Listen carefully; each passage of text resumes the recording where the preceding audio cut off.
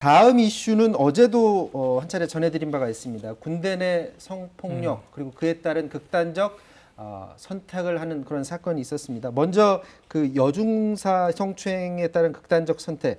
가해 남성이 그 남성 중사가 어제 저희가 방송해 드릴 때만 해도 구속이 안 됐었는데 지금 구속이 됐죠. 네, 어젯밤 한 10시쯤에 구속이 됐는데요. 참 이런 거 보면은 허무하면서도 언론의 역할이 이렇게 중요하구나 생각이 듭니다. 사건이 일어난 지는 석 달 만인데 네. 관련 보도가 나간 지 이틀 만이고요. 국방부 검찰단의 수사가 시작된 지 하루 만에 이 구속이 된 겁니다. 혐의는 군인 등 강제추행 치상 혐의이고요. 장 중사에 대한 구속영장이 발부가 됐습니다. 어제 오후 한 8시부터 1시간 정도 영장실질심사에서 혐의를 모두 인정한 것으로 전해졌습니다.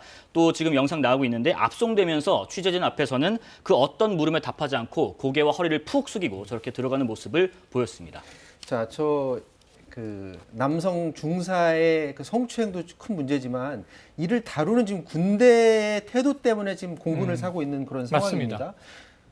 이 피해를 신고했던 사람을 제대로 보호를 해주지를 않았었고 그리고 이것도 극단적 선택을 했는데 이걸 단순 변사라고 또 맞습니다. 보고를 했나 봐요. 왜 이런 그 결과가 나온 거죠? 그것 때문에 이게 총체적으로 조직적인 은폐가 시도된 거 아니냐라는 정황, 또 하나는 심지어 이제 사회적 타살이다라는 얘기까지 나와요.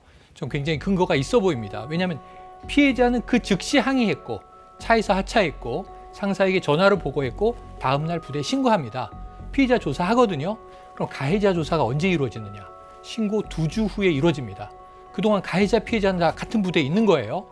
가해자 조사하고 나서 그럼 뭐 구속이 되느냐? 아니요. 수사가 불구속 상태에서 석 달 가까이 질질질 끌린 겁니다. 견디다 못한 피해자가 극단적인 선택을 했고 피해자가 사망한 지 열흘이 지나서 가해자의 휴대전화가 압수됩니다. 그 안에서는 여러 가지 압박과 심지어 협박, 종용을 했던 내용이 음성 파일로 녹음돼 있었고요. 네. 그리고 최근에 뭐가 나왔는지 아십니까? 당일날 차량에서 벌어진 강제추행이잖아요. 차량에 블랙박스가 나왔는데 현장의 상황이 고스란히 담겨 있습니다. 피해자 육성이요. 하지 말아달라.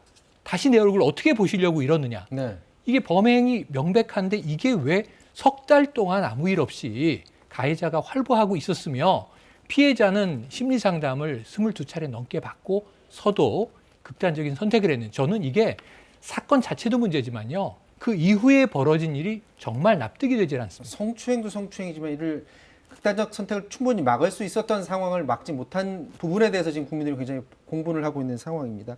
지금 공군의 초동 수사 부실도 문제인데 여기에 대해서 국방부 검찰단으로 이 사건이 이첩이 됐는데 그 이첩됐는데도 그 과정에서 좀 문제가 있었어요? 이 군이 가끔 그리고 또 때로는 자주 일반 국민의 공감 능력과는 좀 떨어지는 조치를 할 때가 꽤 많아요. 뭐냐면 그제 오전에 서 국방부 장관이 이 사건 철저하게 조사하라고 지시한 이후에 군 검찰하고 군사경찰 합동 수사 TF를 구성했는데 이 TF 팀장이 공군 법무실장이었어요. 앞서 평론가께서 말씀하신 여러 가지 그 정황, 이게 단순 성추행 사건이 아니라 이를 둘러싼 여러 가지 은폐, 종용 여부들이 다 공군에서 일어난 건데 그 TF 팀장이 공군 법무실장이다 해서 그날 오후에 다시 발표를 합니다. 사건 수사 주체를 공군에서 국방부 검찰단으로 이관하겠다. 이런 일이 있었습니다. 지금 뭐 이 군대 내 성폭력 문제 뭐 한두 번 다룬 게 아닌데 개선이 잘 되질 않고 있습니다. KBS가 지난 5년 동안 군대 내 이 성폭력 사건, 성범죄 사건을 분석을 다 해봤어요?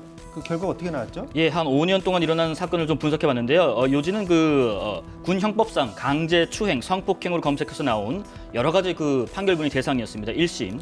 강제추행이 대부분으로 군의 특수성이 드러난 대목이 있었어요. 위계나 계급이죠.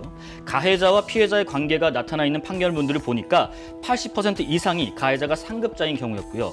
하급자가 상급자에 대해 범행한 거는 남성이 가해자일 때가 대부분이었습니다. 또 동료 간 이뤄진 성범죄는 10% 정도였고요. 범행 당시에 가해자가 음주 상태였던 게 5건 중 1건 정도였고 대부분 군내 성범죄 사건은 밤에 일어난 것으로 좀 확인이 됐습니다.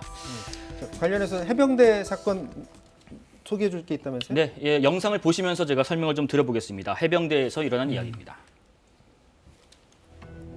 어디야? 3분대. 3분대로 가겠습니다. 지난해 해병대 병사 A씨가 선임병과 주고받은 휴대전화 메시지, 이 선임이 부른 곳에 가면 성추행이 시작됐다고 합니다.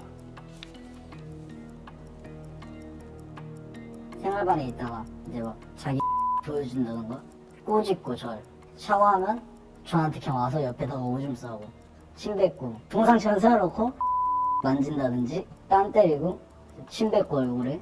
언제 샤워할 거야? 감사합니다. 이게 지금 강제로 당한 상황인데 감사하다고 답변을 해야 합니다. 뭐든지 선임이 해주면 감사합니다가 나오게끔 이제 해병대 안에 룰이라 하죠. 그런 다 악질적인 거 같은 걸 다 참아내는 게 해병이다 이러면서. 추행은 멈추지 않았고요. 수위는 점점점 세졌습니다. 짧은 머리채 세게 잡아가지고 심상이요 던지고 엎드리라 한 다음에. 이 군사법원이 인정한 지난해 상반기 강제추행 횟수만 134차례고요.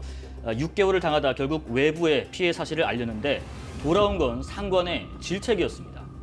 신고한 날 밤에 대대장님이 불러서 이제 얘기하는데 도대체 어디다 신고한 거길래 이렇게 사단장님 뒤로 먼저 들어간 거냐. 너는 보고 체계를 안 지켰기 때문에 이거 신고한 거에 대해서 내 이거 끝나고 나서 네 징계 받아야 된다. 가해자 3명 중에 2명은 군사법원 1심 재판에서 집행유예 선고를 받았습니다.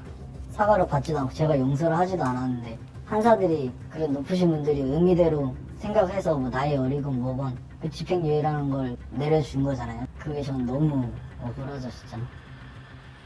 자, 주목할 부분이 굉장히 많은데 그중에 이제 하나 주목되는 거는 지금 해병대 사례처럼 상습 범죄가 반복이 네. 되고 있다라는 네. 부분이 있고요. 그리고 이제 초동 신고를 제때 해야 되는데 이게 제때 못 이루어지거나 네. 그리고 신고를 했는데도 불구하고 의미가 없다. 제대로 조치를 안 해준다. 네네. 그렇게 되면 상습범 행으로 이어지는 거죠.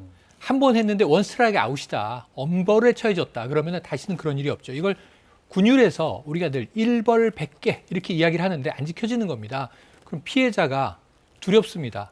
나는 당했는데 신고할 수가 없다. 신고하면 나는 안전할까? 첫 번째, 안전하지 않을 것이다. 조직에 대한 불신이 있는 거고요. 두 번째로 그 다음에 나는 왕따가 될 거야. 조직이 나를 완전히 저버릴 거야. 보호해주지 않을 거야. 이러한 버림받는 거에 대한 두려움이 있고요. 군 생활은 의무적으로 기간을 채워야 됩니다. 내가 어떻게 될까? 결국 초동 신고에 대한 확신이 없기 때문에 못하게 되고 계속 당하게 되는 거거든요. 그럼 이게 또 악순환으로 이제 커지는 거거든요.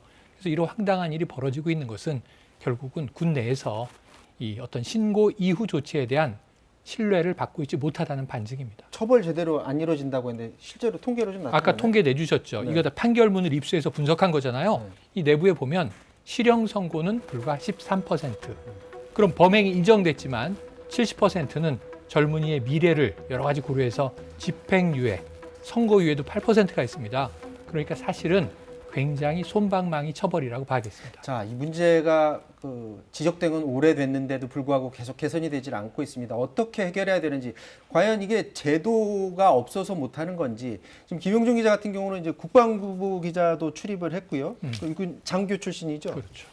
군대 내에서 좀 내부를 좀 나름 잘 알고 있을 텐데 지금 뭘 개선해야 되는 겁니까? 이 사건 이후에 그 전후방에 있는 간부들이 이런 목소리를 좀 내렸습니다. 군이 지금 병력 관리에 지나치게 민감하다. 무슨 말이냐면 병력 관리에서 만약에 문제가 생기면 해당 부대는 뒤집어지고 그리고 지휘관이 문책을 당하고 결국 이게 진급에 문제가 생긴다는 거예요. 그러니까 조기에 이런 문제를 식별해서 잘 처리를 하고 잘 처리를 하면 엄정하게 그 단죄하는 거거든요. 그렇게 했을 때 조기 식별한 거를 잘했다 혹은 이렇게 치하해 줘야 되는데 문제점을 이 부대 문제 있는 부대네라고 찍히는 거예요. 그러면 보고를 안 하는구나. 애초에 지금 이 공군 사건처럼 쉬쉬하고 덥게 넘어가는 거죠.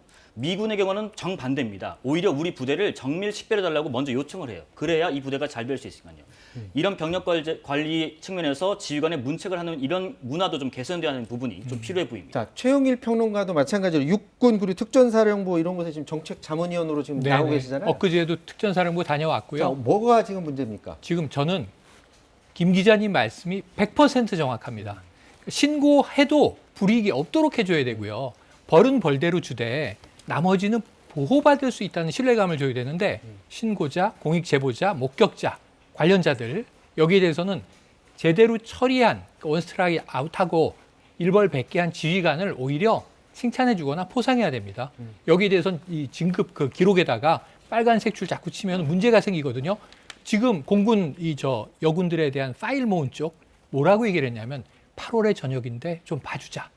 그러니까 전역 이후에 관리해주고 있는 거거든요. 이런 거 안 네. 됩니다. 네. 자, 이 고위직에 있는 사람들이 이걸 과연 모를까? 네. 아니면 알면서도 못 고치고 있을까가 굉장히 궁금한데 알면서도 안 고치고 있다라면 그는 결국엔 군대 밖에서의 힘으로라도 좀 바뀔 수 있는 그런 계기를 만들어내야 될 것 같습니다. 자, 오늘 여기까지 하도록 하겠습니다. 지금까지 최영일 평론가 김용준 기자였고요. 저는 내일 다시 찾아뵙겠습니다. 고맙습니다.